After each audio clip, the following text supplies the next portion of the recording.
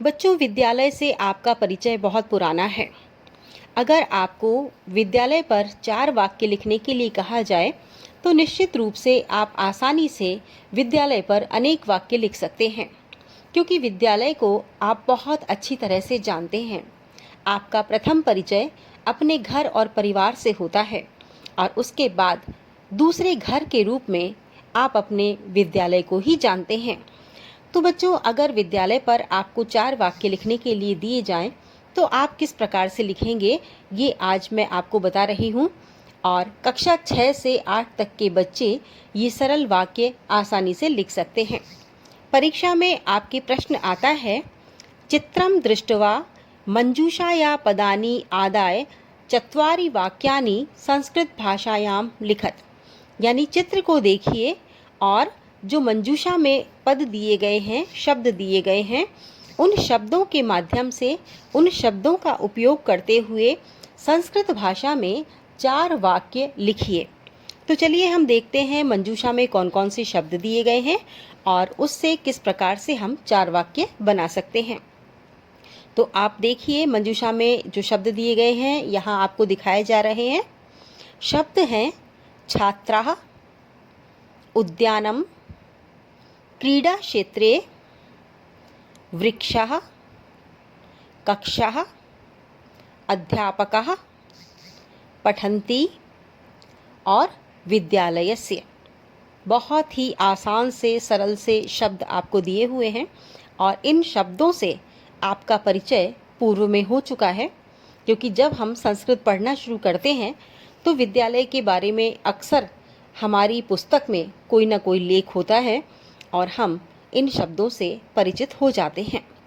तो सबसे पहले आप इन छोटे छोटे वाक्यों को बनाने के लिए हिंदी में छोटे छोटे वाक्य सोचिए और फिर उन्हें संस्कृत में अनुवाद कर दीजिए। चलिए हम देखते हैं कि 4 वाक्य आप कौन से बना सकते हैं। तो पहला वाक्य है, सबसे पहली बात है कि हमें क्या दिखाई दे रहा है।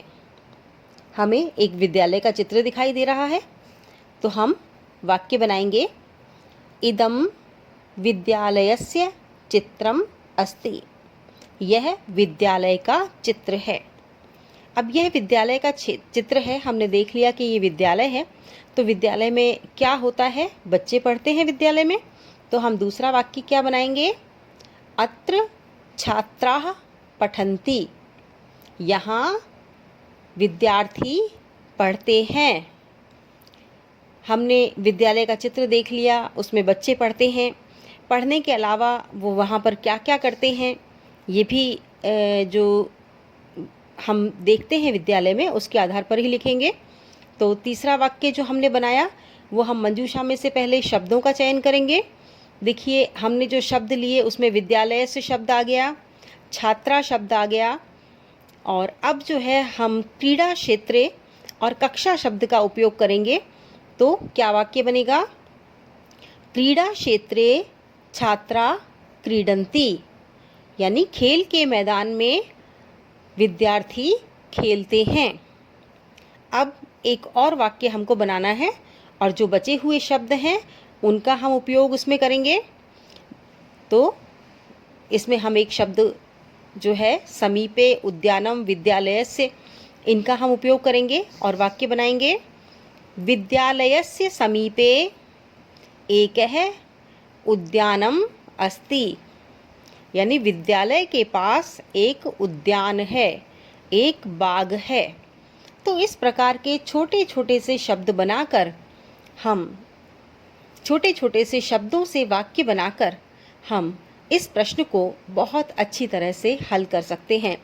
और आपको तो पता ही है कि ये प्रश्न जो आप हल कर रहे हैं या परीक्षा में करते हैं, तो उसमें आपको पूरे पूरे 4 अंक प्राप्त होते हैं।